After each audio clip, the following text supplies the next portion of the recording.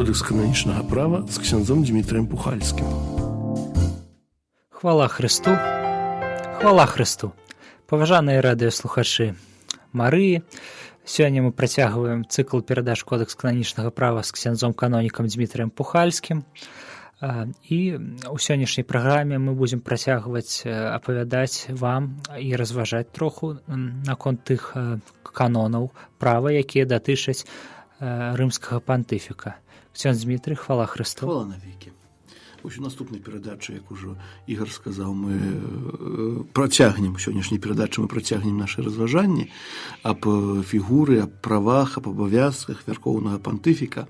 Мінулым разам, так нагадаем, можа вельмі кораценька, мы сказалі, што папа ў касцёле мае поўную, вярхоўную, звычайную ўладу, яшчэ там ёсць некалькі прыметнікаў.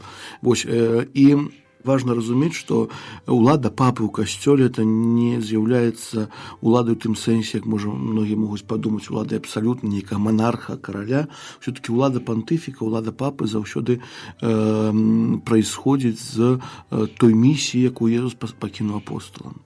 Вось об этом вельмі важна памятаць, таму што, можа, канкрэтна ў гэтых канонах няма, але ў іншых месцах кананічнага права ёсць такая вельмі важная рэч, якую таксама трошкі трэба разумець. У касцёле улада, сэнс улады, ёсць улада кіравання і улада пасвячэння. Вось улада пасвячэння, якую кожны святар атрымоўвае з моцы прынятага сакраменту пасвячэння, а улада кіравання, якую вось ужо касцёл дае для выканання нейкіх канкрэтных абавязкаў, таксама называецца уладай юрысдыкцыі ў касцёле. І вось вельмі важна, што вось гэта улада пасвячэння з'яўляецца фундаментам для улады юрысдыкцыі. То есть уладу кіравання ў касцёле могуць мець тыя, такія лацінскія слова хабіліс сунт, то есть здольныя да выканання тыя, хто мае уладу пасвячэння. Чаму? Таму што менавіта ўсё ж такі касцёл, мы ўжо казалі, гэта паўсюдны сакрамент збаўлення, так гаворачы дакументамі касцёла, дакументамі навучання, але разам з тым касцёл гэта не чыста чалавечая арганізацыя. Мы говорим, вось сабралася нейкая фірма, выбралі аднаго начальніка, это папа, які згодна з правам творыць, што хочуць, якога няма ніякага ні кантролю, вось якому ўсё, што здумаецца, то ён робіць, і іншыя павінны яго толькі слухацца. Не, тут зусім на іншых прынцыпах пабудаваны касцёл, зусім на іншых прынцыпах у касцёле пабудавана ўлада. Вось об этом заўсёды трэба памятаць. І, канешне, як мы казалі, папа мае ў касцёле эту паўсюдную, вярхоўную, поўную ўладу, звычайную ўладу. Вось. Разам з тым, трэба таксама памятаць, 334 канон пра гэта гаворыць, што выкананне абавязкам з рымскім пантыфікам супрацоўнічаюць біскупы, якія могуць аказваць яму дапамогу рознымі спосабамі, сярод такіх сінод біскупаў. Акрамя гэтага, яму дапамагаюць айцы-кардыналы і іншыя асобы, а таксама розныя іншыя установы у залежнасці ад патрабаванняў часу. Усе гэтыя асобы і установы выконваюць даручанае ім заданне ад імя пантыфіка і яго уладай для дабра ўсіх касцёлаў паводле нормаў прадпісаных правам. То есть мы бачым, што права гаворыць аб тым і дазваляе таму, што ў кіраванні касцёлам папе дапамагаюць айцы-кардыналы, памагаюць таксама біскупы, памагаюць таксама розныя іншыя арганізацыі, якія ёсць. Об этом вельмі важна помніць, што папа, то, што мы казалі, это зноў-такі не единалічны монарх, які проста... але ў тым ліку. Але ў тым ліку, так, але зноў-такі понятна, што ён ва ўсе справы касцёла ўвайсці не можа чыста па-чалавечы. І таму ёсць зноў-такі розныя элементы, якія дапамагаюць папе выконваць эту ўладу. Можа, перадусім хацелася б сказаць аб такой арганізацыі, юрыдычнай арганізацыі, якая мае таксама юрыдычную асабовасць, як апостальская сталіца. Часамі ў некаторых справах мы гаворым святы айцец, часамі ўжываем тэрмін апостальская сталіца, апостальскі пасад, святы пасад і гэтак далей. Тут трэба разумець, што таксама розныя паняцці. Калі кажам пра рымскага пантыфіка, то гаворка ідзе, канешне, непасрэдна аб фігуры святога айца. Канкрэтна, цяпер святы айцец Францішак, вось, і некаторыя справы, найбольш важныя справы касцёла можа вырашаць толькі ён. Але многія справы менавіта ў кіраванні касцёлам выконваюць, так як мы называем дыкастэры рымскай курыі, альбо тое, што называецца ў праве апостальская сталіца. Да, то есть апостольская столица, апостольский посад. То есть это сам римский понтифик, это вообще и дикастеры римской куры, это конгрегация, это папские рады, это некие советы, теперь просто дикастерия называется, одна из дикастер римской куры. Это так само трибуналы апостольской столицы, да, и наивысший трибунал апостольской сигнатуры, и римская рота, вот, и так само апостольская пенитенциария, такая працуе в справах чисто таких унутраных. Ці можам мы сказаць, што гэта ўсё тое, што людзі разумеюць, калі чуюць проста слова Ватыкан як суб'ект ужо права міжнароднага грамадзянскага. Так, толькі тут трошки трэба разумець так. Апостольская сталіца з'яўляецца суб'ектам права ў фармаце, ну, скажем, міжнародных адносін. Так, это мы ведаем, это асобная дзяржава, яна заключае дамовы, гэта ўсё так. Толькі тут мы гаворым менавіта ўжо пра касцёл, пра справы касцёла. Ясна. Гэта роля апостольскай улады ў сэнсе духоўнай. Так, перадусім духоўнай улады, так, і той улады, пра якую пачатку казаў. Да, то есть, напрыклад, святы айцец, калі мы гаворым, ну, першую кнігу мы не разглядаем, тут бо яна вельмі такая нудная, як я сказаў, але некаторыя чы варта з яе памятаць, да? Я просто цяпер вярнуўся з лекцыі ў грудні, быў якраз мы з клерыкамі некалькі дзён гэту тэму абмяркоўвалі, і сапраўды, то есть, заканадаўчую уладу, якую мае папа, ён можа дэлегаваць, дэлегуе часамі розным дыкастэрам римской курыі. Да, то есть мы ведаем, што самі кангрэгацыя, напрыклад, на веравучэнне выдае нейкі дакумент, так, дакумент, які з'яўляецца законам, які мае моц закона. І ёсць такія таксама прадпісанні, кодэкс гаворыць аб тым, што ніякую заканадаўчую уладу, апроч найвышэйшай, дэлегаваць нельга. То есть біскуп у дыяцэзіі не можа заканадаўчую уладу нікому дэлегаваць, ён сам павінен законы прымаць. Верхоўны пантыфік можа дэлегаваць ту уладу, і для гэта ёсць вось дыкастэры ўсёй рымскай куры. Таму ён дэлегуе, напрыклад, некаторыя справы, кажуць, это в области літургіі, напрыклад, кангрэгацыя Божага культу, дысцыпліны сакраменту. Яны прымаюць некаторыя рэчы, якія набываюць моц праўную ва ўсім касцёле. То есть яны дзейнічаюць як бы аўтарытэтам папы, як гэта гаворыць, заданне ад імя пантыфіка і яго уладай, як гэты канон гаворыць. Да? То есть аб гэтым таксама трэба помніць. Некаторыя рэчы, напрыклад, святы айцец можа даць як сталае даручэнне або нейкай кангрэгацыі, альбо нават старшыні кангрэгацыі. Адзін з такіх прыкладаў з'яўляецца, напрыклад, дыспенсу ад цэлібату духоўным асобам, згодна з правам прадастаўляе сам святы айцец, сам рымскі пантыфік. Вось. І там пішацца, што дыяканам это трэба рабіць толькі з паважнай прычыны, святарам з найпаважнейшых прычын. Вось, але святы айцец Бенедыкт у адносін да дыяканаў даў такое сталае паўнамоцтва прадастаўляць дыспенсу ад цэлібату старшыні кангрэгацыі па справах духавенства. Напрыклад, да, калі сёння нейкі д'якан хоча папрасіць дыспенсу ад цэлібату па розных прычынах, ужо не святы айцец канкрэтна дае яму ту дыспенсу удзяляе, але ўжо удзяляе прэфект кангрэгацыі па справах духавенства. Па справах духавенства сёння кардынал Стэла. Да, то есть ёсць такія розныя рэчы, то есть святы айцец можа сваю уладу дэлегаваць.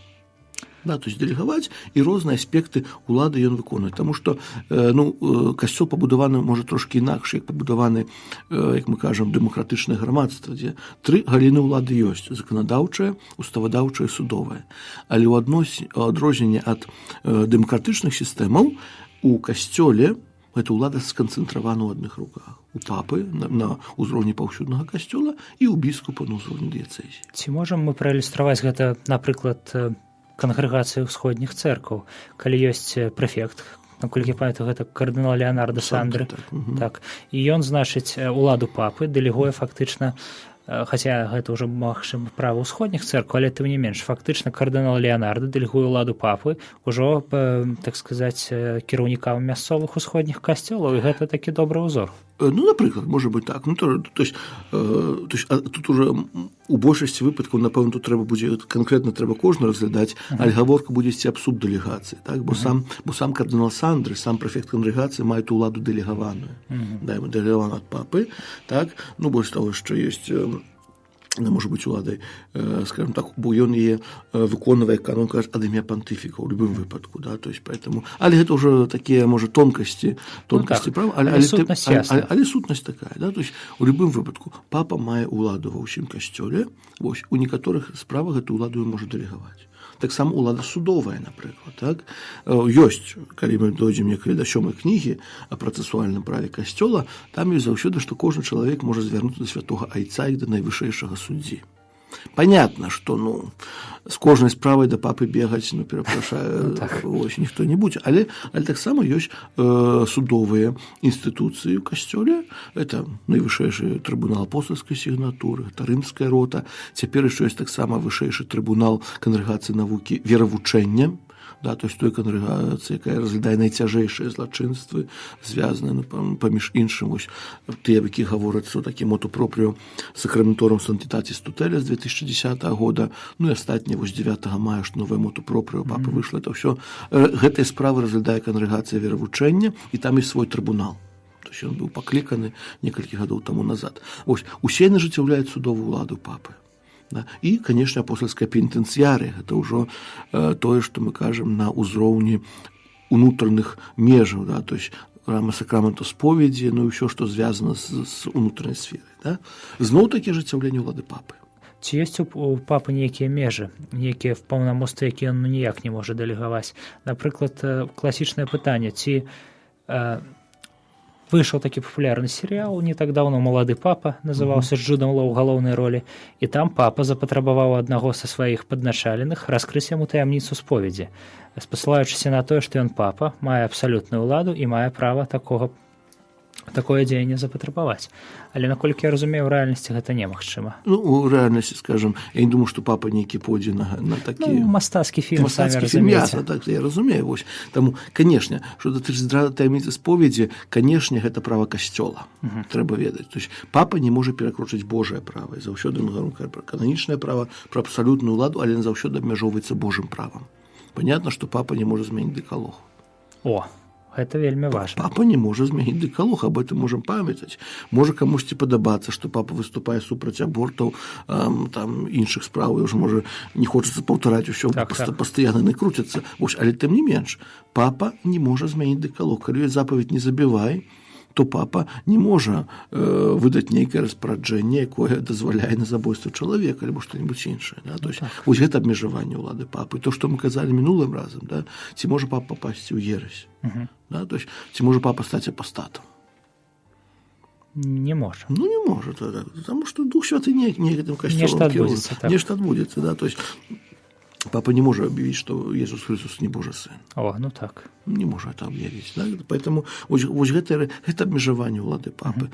Што датычыць такіх, скажем, установленага права касцёла, пазітыўнага права касцёла, вось, канешне, кажу, таксама папа можа цэлібат адмяніць. Канешне, можа. Таксама таямніцу споведзі папа можа адмяніць. Толькі наколькі гэта карысць касцёлу прынясе. Бо это не Божае права, это право установленае касцёл, але тым не менш яно ёсць. У касцёле ёсць такая рэч, як традыцыя. Так, але сакрамент споведзі папа адмяніць не можа, таму што гэта вучэнне царквы. Сакрамент, так. То есть тое, што тыя праўды, якіх трэба верыць, верай Божай каталіцкай, якой гаворыць, кажу, некалі можа дойдзем да 3-й кнігі, вось там, дзе ўсе гэтыя пра ересі, пра апастазіі, пра схізму, вось там гэта рэчы канкрэтна дапісана. Такім чынам мы разабралі тое, што папа мае шмат інстытутаў, якім можа дэлегаваць уладу.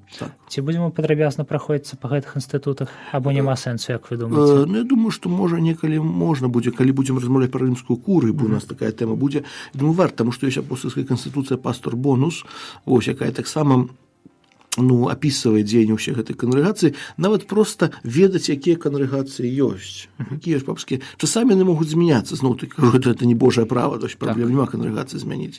Вось, але цікава паглядзець, якія пытанні яны вырашаюць, напрыклад. То есть, я ўжо казаў, што ў адной той же справе, можа, не на перадачы нашымі заўсёды цяпер лекцыі мешаюцца, бо некалькі дзён лекцый было, то это з клерыкамі абмяркоўваў, але тым менш, ёсць такая рэч, канфлікт кампетэнцыі можа быць розны дыкастэрыях. Да? То есть, напрыклад, у адной справе святар можа падлягаць, напрыклад, кангрэгацыі спраў духавенства, можа паглядаць, напрыклад, калі это святар усходняга касцёла, кангрэгацыі ўсходніх касцёлаў, калі святар місійных тэрыторый, кангрэгацыі евангелізацыі народаў, калі, скажем так, святар нешта чыніць у галіне літургікі, скажем так, кангрэгацыі Божага культу, можа падлягаць таксама, калі нейкае злачынства здзейсніць кангрэгацыі веравучэння. І ўсё гэта можа быць адначасова. І ўсё гэта можа быць адначасова. Можа быць такая рэча канфлікт кампетэнцыі. Ну, але гэта ўжо такая, да, то есть, поэтому але просто паглядзець, якія дыкастары чым займаюцца, да? То есть, якія дыкастары што робяць. Ну, бо ты можаш, кажу, цяпер яны ідзець рэформы, вось ужо некалькі гадоў там нешта пытаюцца зрабіць, вось Ватыкане паўнамоцтвы змяняюцца, кажу, можа дакладна ўваходзіць у іх нема сэнсу, вось, але тым не менш, можа, гэтыя справы трэба таксама помніць. Вяртаючыся да гэтага канона, мы кажам, што ў выкананні абавязкаў з рымскім пантыфікам супрацоўнічаюць біскупы, да, якія могуць аказваць яму дапамогу рознымі спосабамі. Што гэта азначае? Што значыць супрацоўніцтва біскупу са святым айцом? Ось, як адным з такіх форм супрацоўніцтваў кодэкс называе сінод біскупаў. Недавно быў. Вось ён бываецца звычайна раз на 3 гады. Это звычайна пра сінод біскупа таксама будзем казаць яшчэ некалі. Вось астатні сінод біскупа, як мы ведаем, прысвечаны справе моладзі быў. Так. Вось. І зноў-такі, то есть на гэтым сінодзе, у адрозненне ад сабора, пра саборы пасля будзем казаць, то есть папа з біскупамі, таксама з іншымі прадстаўнікамі касцёла, так вырашае альбо радзіцца ў біскупаў меркаванне па нейкіх, найбольш актуальных пытаннях касцёла, якія ёсць. Але сінод мае такі кансультацыйны характар. Так, сінод заўсёды мае кансультацыйны. Гэта не сабор. Пра сабор будзем казаць. На саборы, там, дзе калі біскуп урачыста ажыццяўляе сваю ўладу, іншая справа. Сінод заўсёды характар кансультатыўны. Па сутнасці, да, спаткаліся, папа паслухаў, і так можа зрабіць сваё. Так?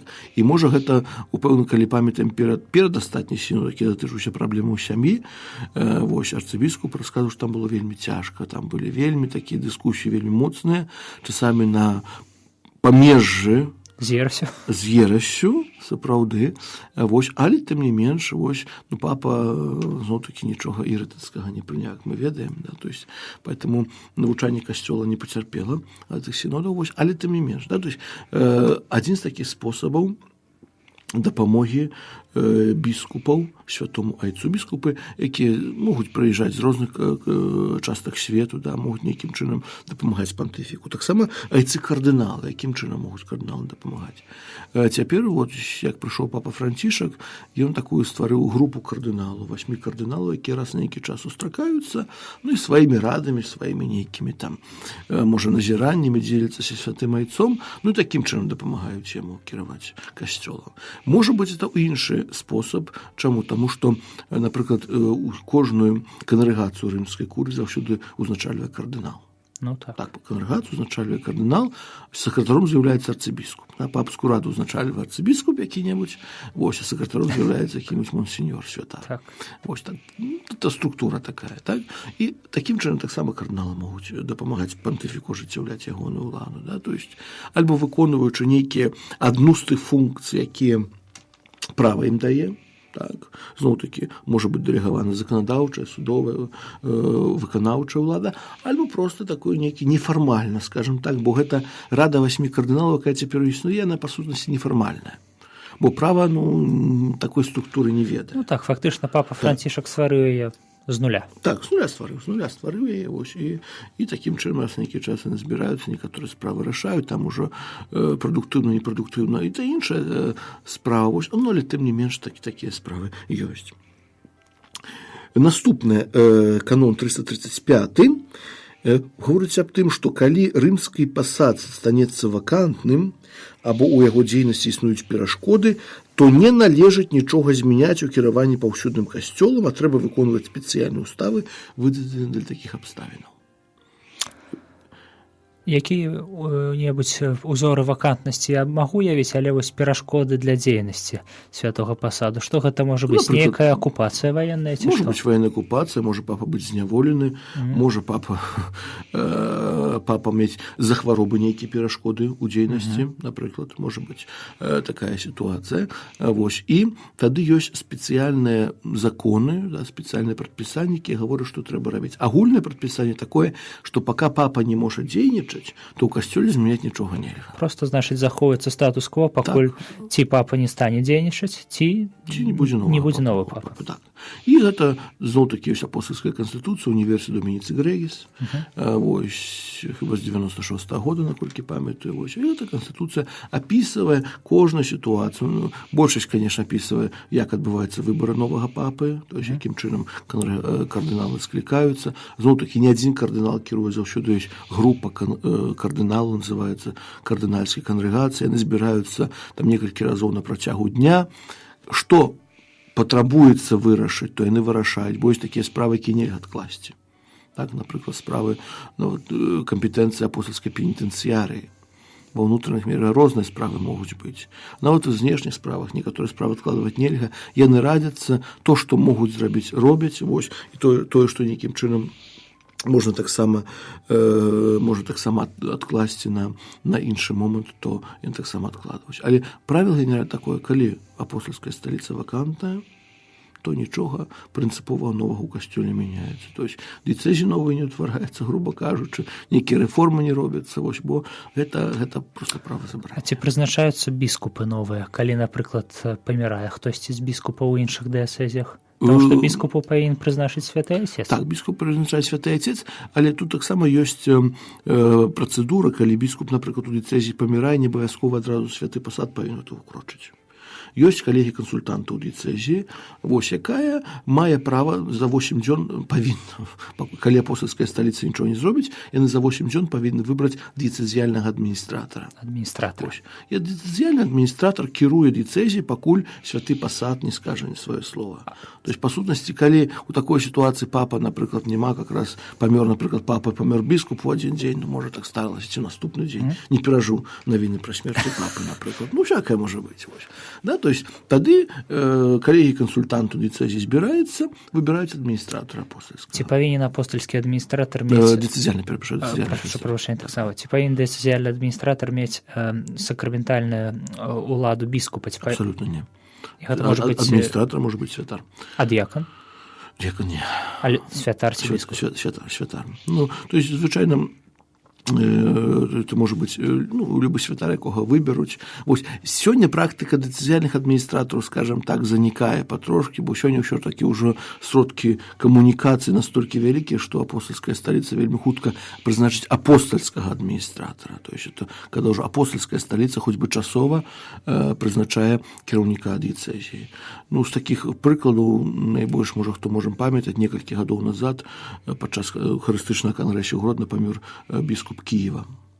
Быў тот самы вось Пётр Мальчук, і памёр раптоўна, будучы, і тады апостальская сталіца вельмі хутка прызначыла, пакуль апостальскага адміністратара, это быў біскуп Луцкі, з Луцку быў, але апостальская сталіца пакіравала. Тут пытанне кампетэнцыі заўсёды, бо дыяцэзіяльны адміністратар, ён мае вельмі абмежаваныя правы ў дыяцэзіі. Ўсё ж такі апостальскі адміністратар мае большыя правы. Ну і звычайна кажу, сёння, поэтому гэта працэдура ёсць, ну, але... скажем так, на выпадак ядзернай вайны, калі знікнуць камунікацыі. Камунікацыі знікнуць. Ну, альбо, напрыклад, такая сітуацыя, што якраз у гэты момант апостальская сталіца вакантная. Ну, так. Напрыклад, няма папы, няма каго назначыць, да? То есть у гэтай сітуацыі тады дзейнічае. Ну, але працэдура у праве прапісана ёсць, калі нешта станецца ў любой дыяцэзіі, то есть мы казалі, калі там біскуп перастае чыніць, выконваць свае абавязкі, заўсёды застаецца канцлер, які павінен усё гэтых справаў пільнаваць менавіта тых працэдур, якія павінны адбыцца ў гэтым моменце. Вось, гэта што датычыць вось самой паслугі рымскага біскупа, яго, як суб'екта найвышэйшай улады ў касцёле, так скажам. Бо пра папу, кажу, яшчэ можа многа казаць, можа, якія пытанні ёсць, то я выслухаю. Вось. А зараз хацелася мне перайсці да іншага суб'екта, скажам так, найвышэйшай у касцёле ўлады, гэта калегія біскупаў. Это калегіяльны орган. Тут таксама, можа, гэта будзе цяжка зразумець трохі, так, бо ўсе прызвычаюцца, што касцёлам кіруе папа, і ўсё, і ніякай дыскусіі няма, так. Ёсць папа, ёсць рымскі пантыфік, ўсё яго ўсе ведаюць, а тут такая рэч, як калегія біскупаў. Што тут такое? І права гаворыць, што яны на моцы сакраментальнае пасвячэння іерархічнай камуніі са старшынёй членамі калегіі, у якой бесперапынна трывае сабор апосталаў, разам са сваім старшынёй, ніколі без яго, з'яўляецца таксама калегія біскупаў суб'ектам вярхоўнай і поўнай улады ва ўсім касцёле. То есть, мне здаецца, мінулым разам мы трошкі казалі, закраналі гэтае пытанне, што такое калегія біскупаў. І гэты канон паўтарае яшчэ раз. Калегія біскупаў, членамі якой з'яўляюцца ўсе біскупы на моцы сакраментальнага пасвячэння і іерархічнай камуніі са старшынёй калегіі. Старшынёй калегіі гэта папа заўсёды. І ўсе біскупы, якія маюць сакраментальнае пасвячэнне, то есть прынялі сакрамент пасвячэння ступені біскупаў і плюс к таму маюць ту іерархічную камунію з біскупам Рыма. Яны з'яўляюцца членамі калегіі біскупаў. Іншыя біскупы, можа, я паўтаруся, скажу, да, напрыклад, біскупы праваслаўныя, яны маюць сакрамент пасвячэння біскупскага, мы ўспрымаем, бо так ёсць. Не змыеш яго. Не змыеш яго, бо такі сакрамент пасвячэння, як мы некалі казалі, ён накладае сакраментальную пячатку, якую змыць нельга. Але яны не з'яўляюцца членамі калегіі біскупу. Чаму? Таму, што не знаходзяцца ў адзінстве з біскупам Рыма. А калегія біскупаў можа быць трываць толькі, даже пра канон так гаворыць, прыгожае слово ў канонах ёсць часамі, заўсёды са сваім старшынёй і ніколі без яго. Ніколі без яго, такое дакладненне, заўсёды са старшынёй і ніколі без яго. Нават я чытаў недзе артыкул пару гадоў таму назад, які гэты канон трохі так, ці ёсць сэнс так пісаць. Бо калі мы кажам калегія біскупаў, то ўжо па дэфініцыі орган, які не можа існаваць без галавы. Можа казаць, што нешта існуе без галавы. Чалавек без галавы існуе, но не існуе. Але это яшчэ з дакумента другого Ватыканскага сабора Христос Домінус, там таксама такія ёсць дэфініцыі, але тым не менш. Калегія біскупаў, усе біскупы разам, якія ёсць, яны таксама з'яўляюцца суб'ектам вярхоўнай і поўнай улады ва ўсім касцёле. Это добра. А якім чынам ту ўладу ажыццяўляць? Папа, понятно.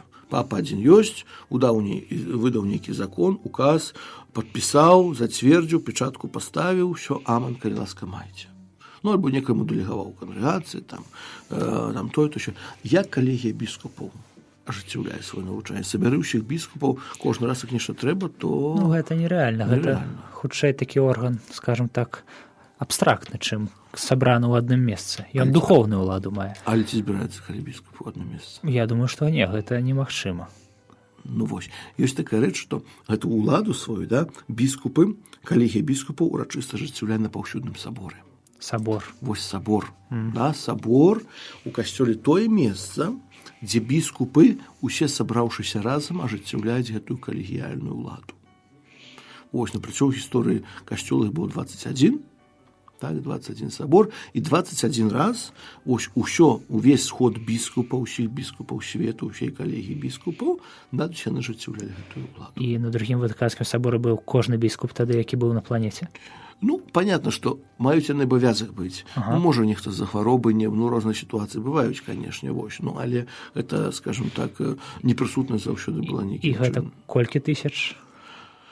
На сённяшні дзень каля больше 4 тысяч біскупаў. Стадыён трэба.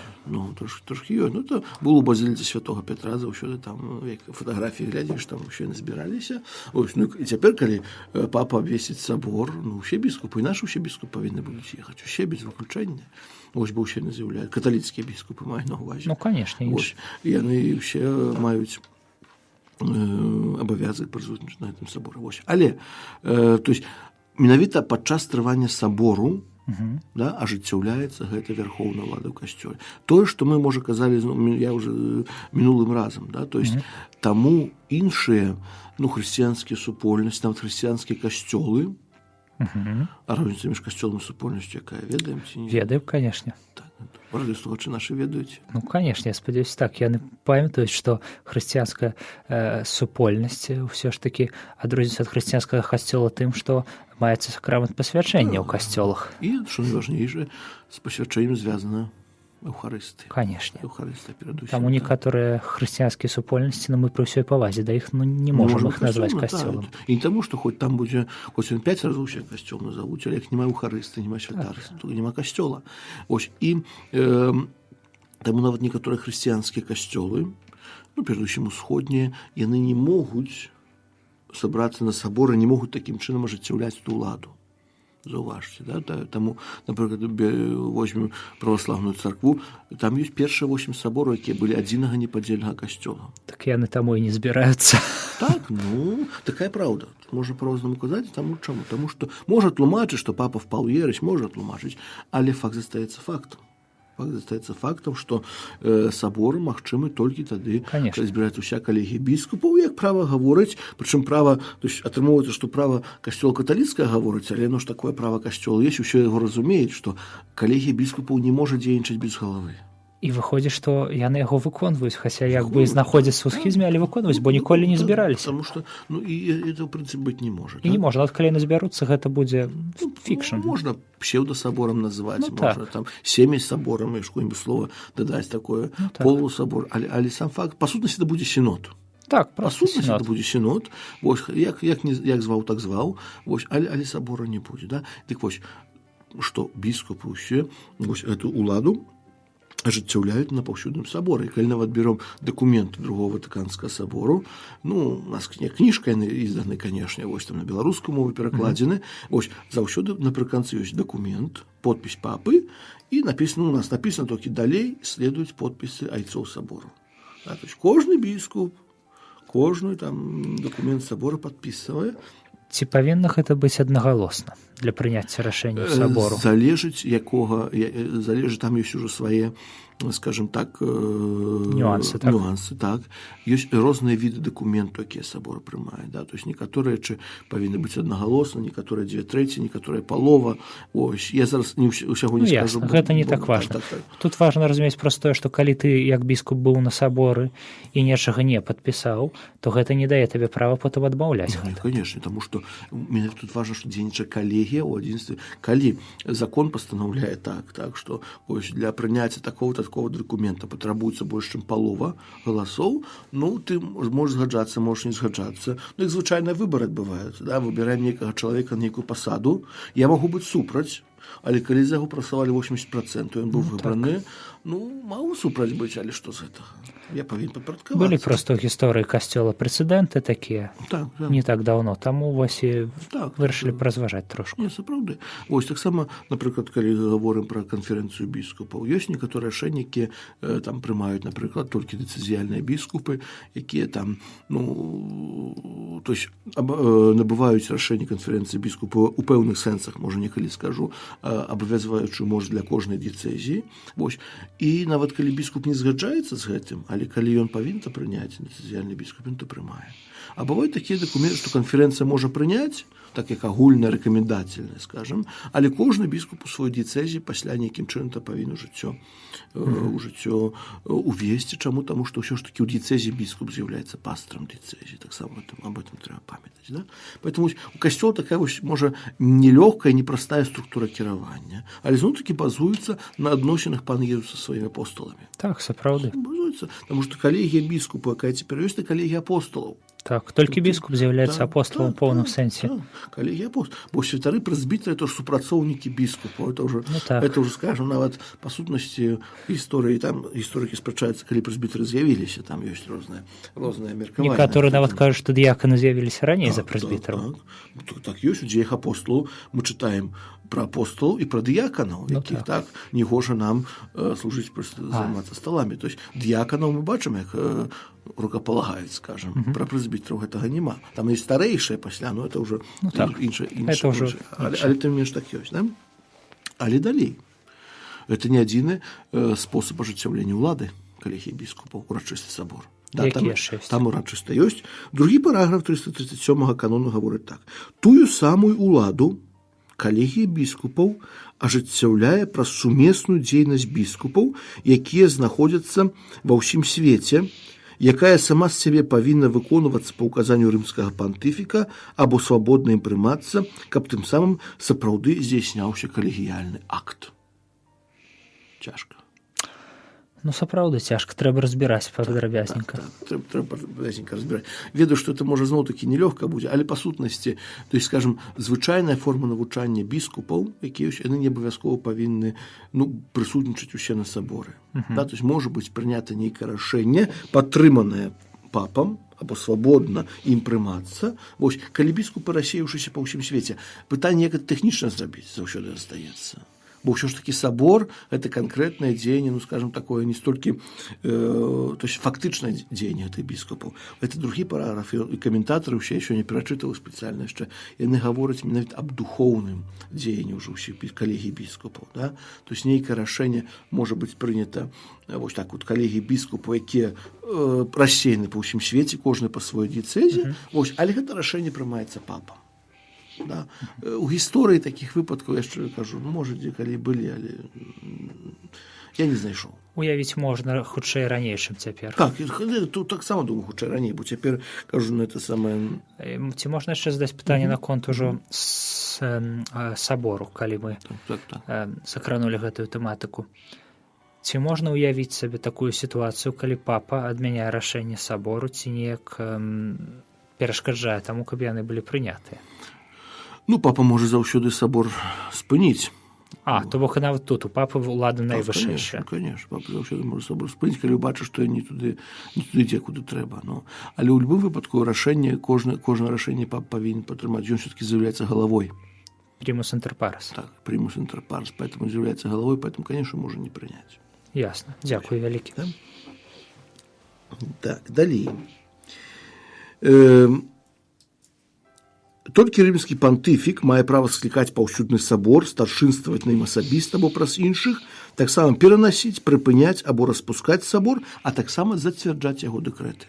Якраз тое, пра што сказаў. То есть ясна, што акрамя папы ніхто сабор не скліча. Так.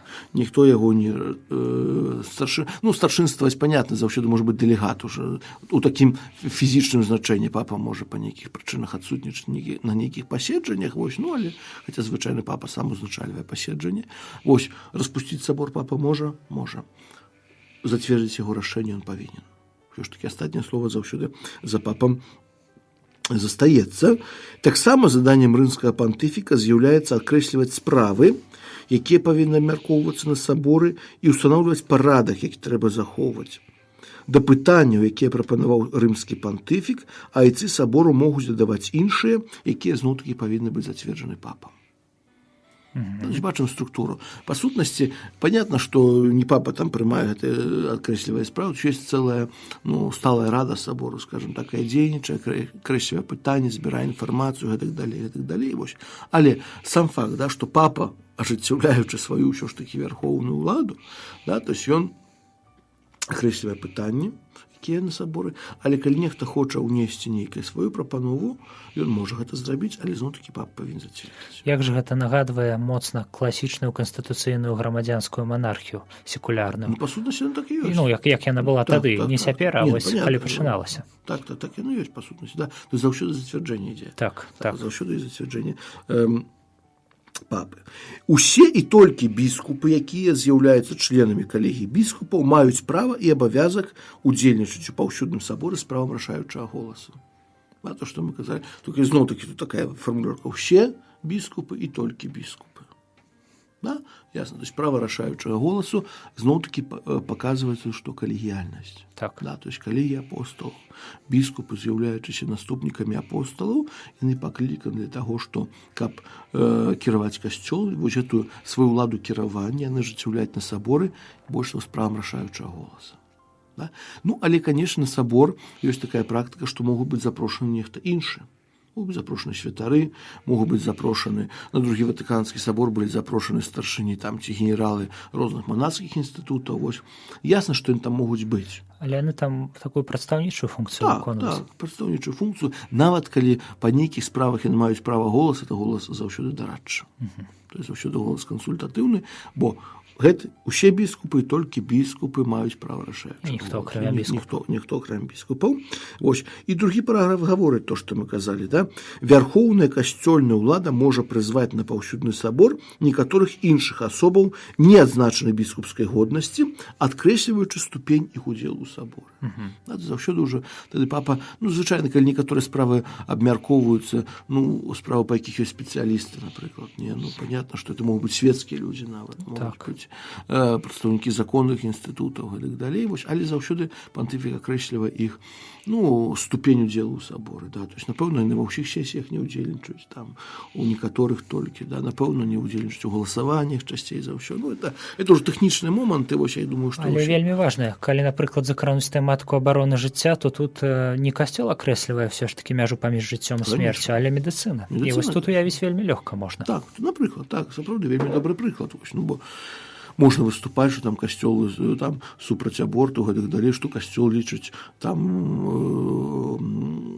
зачатае жыццё ва ўлоне маці, касцёл лічыць яго чалавекам, але не касцёл лічыць. Гэта навуковы факт. Навуковы факт. Зусім іншая тэма са сваёй, вам будзе больш вядома, свой і ДНК, свой набор храмасом, ўсё сваё. То есть, зусім, это не перапрашаю, кусок нейкага там нешта ва ўлоне маці стварылася. То есть, зусім іншы чалавечак. То есть, і ў гэтых пытаннях, конечно. І гэта было вельмі многа, калі яшчэ Павел VI было праца над цыклікамі Гумана Віта, калі было. Вось гэтае пытанне, яны заўсёды, жыццёвыя пытанні, скажем так, яны заўсёды выклікалі масу нейкіх, пытанняў, заўсёды маса праблем была. Вось, заўсёды касцёл менавіта ў гэтых справах імкнуўся выслухаць сапраўды спецыялістаў. Бо, конечно, святары могуць і біскупы могуць на многія справы дыскутаваць, але ўсё ж такі ёсць пэўныя рэчы. А ці ёсць тут нейкі крытэрый таго, каб запрошаныя на сабор асобы былі членамі касцёла? Значыць, тут няма такога у кодексе, і больш таго, на другі Ватыканскі сабор, мы ведаем, былі запрошаны таксама і прадстаўнікі пратэстанцкіх цэркваў, праваслаўных цэркваў, таксама, мусіць, габрэі былі запрошаны. То есть тут, зноў-такі, папа акрэслівае ступень удзелу сабору, бо ўсё-такі ўсе людзі, не абавязкова. Так. Залежыць, якую функцыю там выконваюць. Але яны будуць проста гледачамі, калі яны не частка касцёла. Так, гледачамі, альбо добрымі спецыялістамі. Так, сапраўды. Добрымі спецыялістамі, сапраўды, у сваіх галінах. То есть тут ужо гаворка не ідзе аб тым, каб ён быў чалавек. Калі, напрыклад, мы ведаем добрага спецыяліста, не ведаем, псіхіятра якога-небудзь, канешне, важна, каб чалавек меў нейкі маральны фундамент у сваім жыцці, але тым не менш, можа быць так, што, можа быць веруючы, не веруючы, але сваю працу ведае добра. І такі прыклад таксама ёсць, чалавек з касцёлам кажа, я нічого супольнага не маю, але сваю справу, калі касцёлу папросіць аб нечым, ён зробіць вельмі добра, як спецыяліст. Вось, гэта заўсёды цанілася. Прафесіяналізм заўсёды цаніўся. Калі здарыцца так, што падчас працу сабору апостальская сталіца стане вакантнай, то з моцы самога права сабор прыпыняецца, пакуль новы пантыфік не вырашыць працягнуць або распусціць сабор. Такія выпадкі былі? Той самы другі Ватыканскі сабор. Так, сапраўды. Папа Ян 23 у 63 годзе памірае. І папа Павел VI, калі яго выбралі, ён прыняў рашэнне сабор працягнуць. Проста ўсе асацыюем другі Ватыканскі з Павлом VI, а пра Яна 23. Але Ян 23 распачаў і быў ініцыятарам сабору. Адзін з патрыярхаў Венецыі, мне это блізка, бо Венецыя вучыўся ў 20 стагоддзе, а тут 3 папы выйшла, поэтому венецыянцы так заўсёды это самае. Яшчэ зусім недавно памёр капелан Ян 23, як я вучыўся. Такі ўжо дзядулька, бо расказваў многа цікавых рэчаў пра яго, поэтому ўжо фігура Ян 23 мне так трошкі бліжэйшая. Але тым не менш, калі здарыцца так, што падчас смерці, падчас сабору папа памірае, тады новы папа вырашае, што сабор. Это лагічна. Конечно. Як мы кажам, што папа мае поўную ўладу, папа можа то ўсё, то як папы няма, то аб чым мы гаворым. Так. І па сутнасці, як калегі біскупа ўдзейнічае без папы, не можа дзейнічаць. Гэта як бы... Ён не можа ажыццяўляць сваю ўладу, бо няма галавы. Это такое як бы прыпыненне, якое просто потым працягвае ці не працягваць. Можа не працягвацца, папа можа сказаць, што не патрэбен сабор. Так, мае права, мае ўладу. Мае ўладу, мае права прыпыніць усе па дамах. А што рабіць? Так. Все, купляем білеты, едзем, да? Дэкрэты паўсюднага сабора, то, што мы ўжо ўспаміналі, не маюць абавязковай сілы, калі яны не былі адобраны рымскім пантыфікам разам з айцамі саборам, зацверджаны і абвешчаны па волі пантыфіка. І гэта вельмі важна, паважаныя радыёслухачы. Гэта не, умоўна кажучы, кароль Бельгіі, які там падпісвае закон аб дзіцячай эўтаназіі, і ён не можа яго не падпісаць. Тут папа мае абсалютна капітальную, абсалютную поўную ўладу. Да. Больш таго, то есть дакументы, то што мы ўжо казалі, що не толькі тады набіраюць моц, да, нягледзячы на тое, што усе біскупы могуць прагаласаваць за, толькі тады набірае моц, калі папа яго падпіша. Так. Папа падпіша, і належным чынам будзе абвешчана аб гэтым законе. Ну, бо калі зноў-такі, вяртаючыся да першай кнігі, вось, пра якую мы не будзем казаць, бо она нудная, вось, але тым не менш, да, першы, 7-8 канон гаворыць, што закон паўстае пра яго прамульгацыі, да, то есть пра яго абвяшчэнне. І таксама тут нейкім чынам павінны гэты закон... Ну, але гэта лагічна, нельга проста зрабіць закон і пакласці яго на нейкую паліцу. Поэтому это заўсёды важна помніць. І для таго, каб мець абавязковую сілу, такога самага зацвярджэння, абвяшчэння патрабуюць іншыя дэкрэты, якія прымаюцца калегіяй біскупаў, да, калі яны ажыццяўляе уласную калегіяльную дзейнасць у іншым парадку, а не на саборы. То есть то, что мы казали. Нейкім іншым чынам, права не опісвае як. То есть прадставіць сабе, конечно, сабраць усіх біскупаў, да, каб нейкую агульную там дэкларацыю ці дэкрэт прынялі па ўсім свеце, это цяжка, але тым не менш, калі нейкім чынам это адбудзецца, зноў-такі, яны набіраюць свой моц толькі тады, калі будуць адобраны рымскім пантыфікам. Да, то есть это то есть справы фундаментальныя, сапраўды вельмі прыгожа паказваюць, як касцёл дзейнічае. Так, яго вечнасць, яго так, то есть характар такі сакральны. Так, гады нашы прамінаюць, ты, Божа, трываеш навекі, касцёл трывае навекі, касцёл будзе. Гэта таксама, канешне, троху не да тэмы, таксама мне вельмі прыгожымі заўсёды падаваліся тытулярныя біскупы. Пра гэта будзем казаць. Гэта класна, як бы нас там няма, але касцёл там ёсць. Так, гэта вельмі прыгожа, справа тытулярных біскупаў. Будзем казаць, думаю, конечно. Вось. Дзякуй вялікі ўсім за ўвагу, вось, дзякуй Ігару за правядзенне гэтай перадачы, вось, і спадзяюся, наступным разам далей уже будзем разглядаць пра сінод біскупаў, пра такой той орган, які пакліканы таксама дапамагаць рымскаму пантыфіку ў кіраванні касцёлам. Вось, на сёння мы развітваемся з вамі, з усімі, напэўна, пахвалёны Езус Христос. Навекі вечныя. Амен. Вы слухалі перадачу «Кодекс кананічнага права» з ксяндзом Дмітрыем Пухальскім.